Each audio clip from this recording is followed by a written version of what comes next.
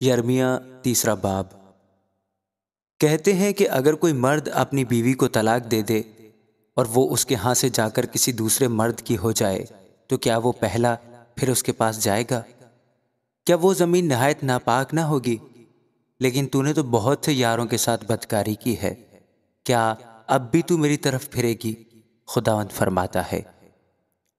پہاڑوں کی طرف اپنی آنکھیں اٹھا اور دیکھ کون سی جگہ ہے جہاں تو نے بدکاری نہیں کی۔ تو راہ میں ان کے لیے اس طرح بیٹھی جس طرح بیابان میں عرب۔ تو نے اپنی بدکاری اور شرارت سے زمین کو ناپاک کیا، اس لیے بارش نہیں ہوتی اور آخری برسات نہیں ہوئی۔ تیری پیشانی فاحشہ کی ہے اور تجھ کو شرم نہیں آتی۔ کیا تو اب سے مجھے پکار کر نہ کہے گی، اے میرے باپ تو میری جوانی کا راہبر تھا؟ کیا اس کا قہر ہمیشہ رہے گا؟ کیا وہ اسے ابد تک رکھ چھوڑے گا؟ دیکھ تو ایسی باتیں تو کہہ چکی، لیکن جہاں تک تجھ سے ہو سکا تو نے برے کام کیے۔ اور یوسیہ بادشاہ کے ایام میں خداوند نے مجھ سے فرمایا، کیا تو نے دیکھا برگشتہ اسرائیل نے کیا کیا کیا ہے؟ وہ ہر ایک اونچے پہاڑ پر اور ہر ایک ہرے درخت کے نیچے گئی اور وہاں بدکاری کی۔ اور جب وہ یہ سب کچھ کر چکی تو میں نے کہا وہ میری طرف واپس آئے گی، پر وہ نہ آئی۔ اور اس کی بے وفا بہن یہودا نے یہ حال دیکھا۔ پھر میں نے دیکھا کہ جب برگشتہ اسرائیل کی زناکاری کے سبب سے میں نے اس کو طلاق دے دی اور اسے طلاق نامہ لکھ دیا، تو بھی اس کی بے وفا بہن یہودا نہ ڈری، بلکہ اس نے بھی جا کر بدکاری کی۔ اور ایسا ہوا کہ اس نے اپنی بدکاری کی برائی سے زمین کو ناپاک کیا اور پتھر اور لکڑی کے ساتھ زناکاری کی۔ اور خداوند فرماتا ہے، باوجود اس سب کے اس کی بے وفا بہن یہودا سچے دل سے میری طرف نہ پھری، بلکہ ریاکاری سے۔ اور خداوند نے مجھ سے فرمایا، برگشتہ اسرائیل نے بے وفا یہودا سے زیادہ اپنے آپ کو صادق ثابت کیا ہے۔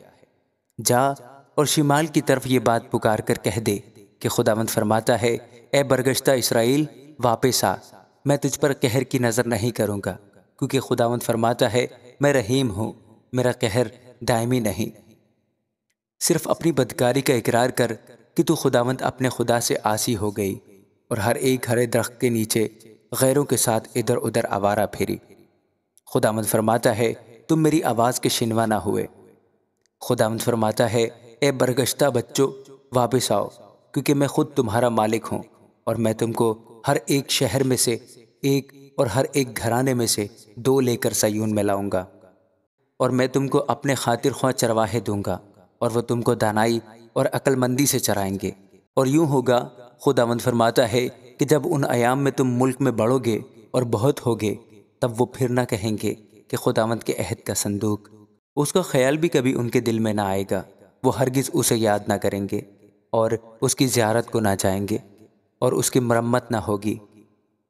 اس وقت یروشلم خداوند کا تخت کہلائے گا، اور اس میں یعنی یروشلم میں سب قومیں خداوند کے نام سے جمع ہوں گی، اور وہ پھر اپنے برے دل کی سختی کی پیروی نہ کریں گے۔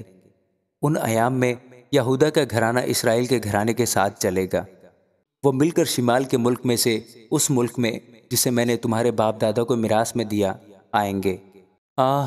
میں نے تو کہا تھا میں تجھ کو فرزندوں میں شامل کر کے خوشنما ملک یعنی قوموں کی نفیس میراث تجھ کو دوں گا، یعنی قوموں کی میراث تجھے دوں گا، اور تو مجھے باپ کہہ کر پکارے گی، اور تو پھر مجھ سے برگشتہ نہ ہوگی۔ لیکن خداوند فرماتا ہے، اے اسرائیل کے گھرانے، جس طرح بیوی بے وفائی سے اپنے شوہر کو چھوڑ دیتی ہے، اسی طرح تو نے مجھ سے بے وفائی کی ہے۔ پہاڑوں پر بنی اسرائیل کی گریہ زاری اور منت کی آواز سنائی دیتی ہے، کیونکہ انہوں نے اپنی راہ ٹیڑھی کی اور خداوند اپنے خدا کو بھول گئے۔ اے برگشتہ فرزندوں واپس آؤ، میں تمہاری برگشتگی کا چارہ کروں گا۔ دیکھ ہم تیرے پاس آتے ہیں، کیونکہ تو ہی اے خداوند ہمارا خدا ہے۔ فی الحقیقت ٹیلوں اور پہاڑوں پر کے ہجوم سے کچھ امید رکھنا بے فائدہ ہے۔ یقیناً خداوند ہمارے خدا ہی میں اسرائیل کی نجات ہے۔ لیکن اس رسوائی کے باعث نے ہماری جوانی کے وقت سے ہمارے باپ دادا کے مال کو اور ان کی بھیڑوں اور ان کے بیلوں اور ان کے بیٹے اور بیٹیوں کو نگل لیا ہے۔ اپنی شرم میں لیٹیں اور رسوائی ہم کو چھپا لے، کیونکہ ہم اور ہمارے باپ دادا اپنی جوانی کے وقت سے آج تک خداوند اپنے خدا کے خطا کار ہیں، اور ہم خداوند اپنے خدا کی آواز کے شنوا نہیں ہوئے۔ آمین۔ اے اسرائیل، اگر تو واپس آئے تو خداوند فرماتا ہے، اگر تو میری طرف واپس آئے اور اپنی مکروہات کو میری نظر سے دور کر دے تو آوارہ نہ ہوگا۔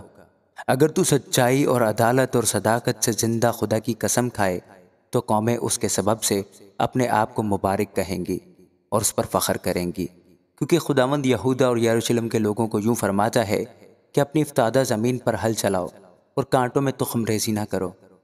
اے یہودا کے لوگوں اور اے یروشلم کے باشندوں، خداوند کے لیے اپنا ختنہ کراؤ، ہاں اپنے دل کا ختنہ کرو، تا نہ ہو کہ تمہاری بدعمالی کے باعث سے میرا قہر آگ کی مانند شعلہ زن ہو اور ایسا بھڑکے کہ کوئی بجھا نہ سکے۔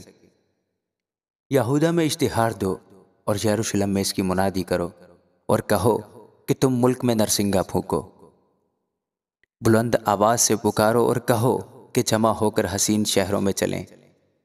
تم سیون ہی میں جھنڈا کھڑا کرو، پناہ لینے کو بھاگو اور دیر نہ کرو، کیونکہ میں بلا اور ہلاکت شدید کو شمال کی طرف سے لاتا ہوں۔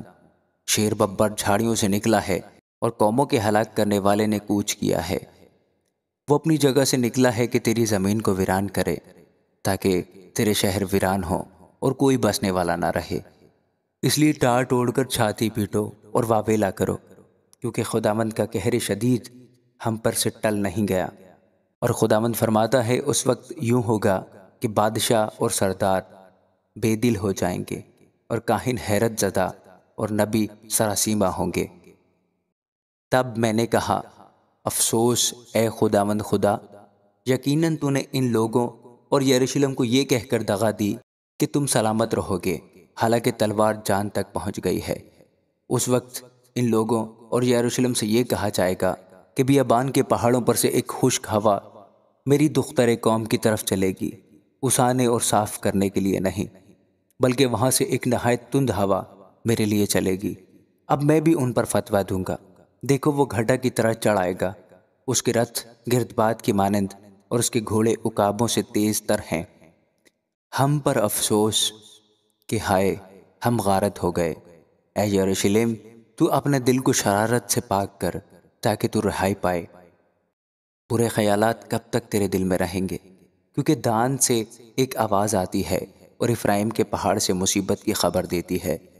قوموں کو خبر دو، دیکھو یروشلم کی بابت منادی کرو کہ محاصرہ کرنے والے دور کے ملک سے آتے ہیں اور یہودا کے شہروں کے مقابل للکاریں گے۔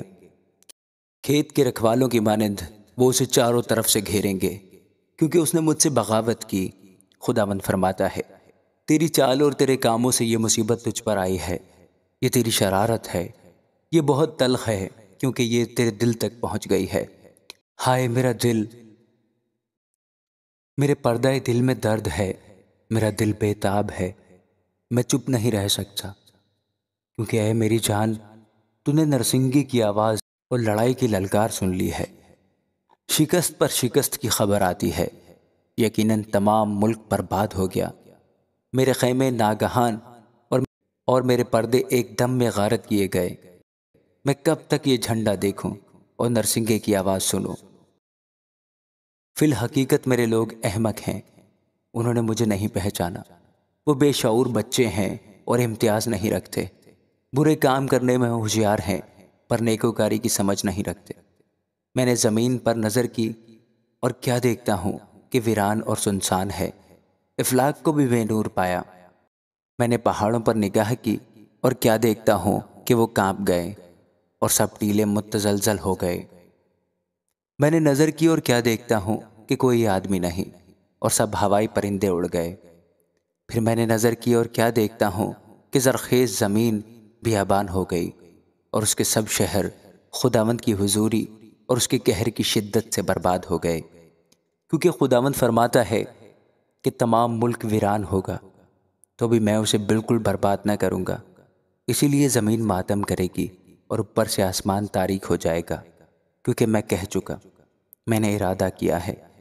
میں اسے پشیمان نہ ہوں گا اور اس سے باز نہ آؤں گا۔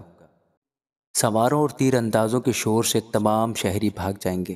وہ گھنے جنگلوں میں جا گھسیں گے اور چٹانوں پر چڑھ جائیں گے۔ سب شہر ترک کیے جائیں گے اور کوئی آدمی ان میں نہ رہے گا۔ تب اے غارت شدہ، تو کیا کرے گی؟ اگرچہ تو لال جوڑا پہنے، اگرچہ تو زرین زیوروں سے آراستہ ہو، اگرچہ تو اپنی آنکھوں میں سرما لگائے اور اب بس اپنے آپ کو خوبصورت بنائے گی، تیرے عاشق تجھ کو حقیر جانیں گے۔ وہ تیری جان کے طالب ہوں گے، کیونکہ میں نے اس عورت کی سی آواز سنی ہے جسے درد لگے ہوں، اور اس کی سی دردناک آواز جس کے پہلا بچہ پیدا ہو، یعنی دختر سیون کی آواز جو ہانپتی اور اپنے ہاتھ پھیلا کر کہتی ہے، ہائے قاتلوں کے سامنے میری جان بے تاب ہے۔ آمین۔